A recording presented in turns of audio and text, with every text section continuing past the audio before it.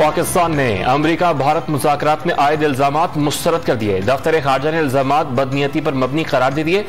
पाकिस्तान 2 दहाइयों से दहशतगर्दी के खिलाफ जंग लड़ रहा है। भारत मकबूजा जम्मू कश्मीर में जारहियत का इर्तिकाब कर रहा है।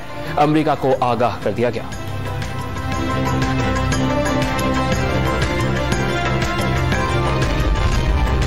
वज़ीर आज़म शहबाज शरीफ का कराची में MQM पाकिस्तान बहादुराबाद मरकज का दौरा।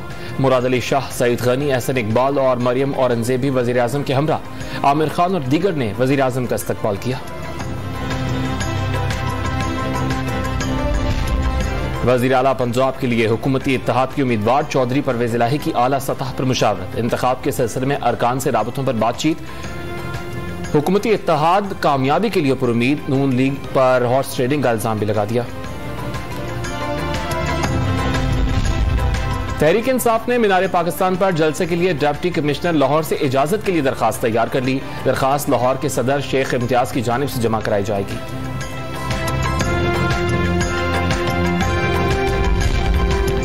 इस्लामाबाद में महंगी अशिया फरोख्त करने पर इंतजामिया मुतहरिक। तरनौल में फलों, रोटियों, समोसों, पकौड़ों की दुकानों पर छापे। रेट लिस्ट आवेजा न करने और महंगी अशिया बेचने पर जुर्माने। एक दुकानदार गिरफ्तार।